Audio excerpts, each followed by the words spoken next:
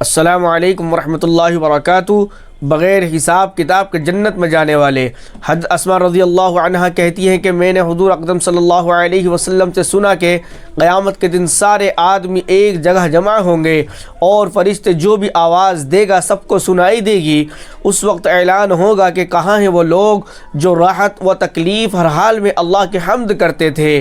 یہ سن کر ایک جماعت اٹھے گی اور بغیر حساب کتاب کے جنت میں داخل ہو جائے گی۔ پھر اعلان ہوگا کہاں ہیں وہ لوگ جو راتوں کو عبادت میں مشغول رہتے تھے اور ان کے پہلو بستروں سے دور رہتے تھے۔ پھر ایک جماعت اٹھے گی اور بغیر حساب کتاب کے جنت میں داخل ہو جائے گی۔ پھر اعلان ہوگا کہاں ہیں وہ لوگ جن کو تجارت اور خرید و فروخت اللہ کے ذکر سے غافل نہیں کرتی تھی۔ پھر ایک جماعت اٹھے گی اور بغیر حساب کتاب کے جنت میں داخل ہو جائے گی۔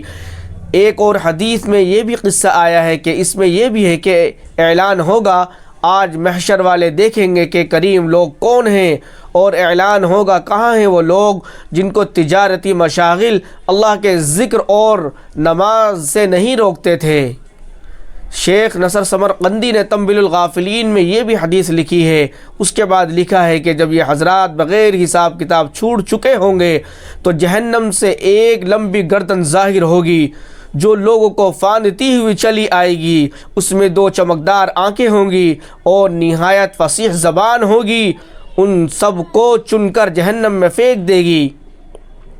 اس کے بعد پھر اسی طرح دوبارہ نکلے گی اور کہے گی کہ اب میں ہر اس شخص پر مسلط ہوں جس نے اللہ کو اور اس کے رسول کو ایذا دی۔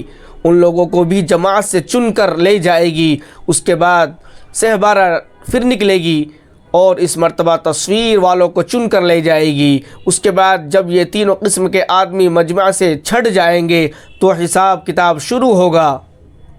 کہتے ہیں کہ پہلے زمانے میں شیطان آدمیوں کو نظر آ جاتا تھا۔ ایک صاحب نے اس سے کہا کہ کوئی ترکیب ایسی بتا میں بھی تجھ جیسا ہو جاؤں۔ شیطان نے کہا ایسی فرمائش تو آج تک مجھ سے کسی نے بھی نہیں کی، تجھے اس کی کیا ضرورت پیش آئی؟ انہوں نے کہا میرا دل چاہتا ہے۔ شیطان نے کہا اس کی ترکیب یہ ہے کہ نماز میں سستی کر اور قسم کھانے میں ذرا بھی دیر نہ کر۔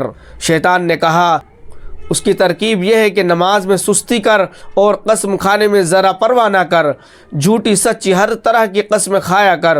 ان صاحب نے کہا میں اللہ سے عہد کرتا ہوں کہ کبھی نماز نہ چھوڑوں گا اور کبھی قسم نہ کھاؤں گا۔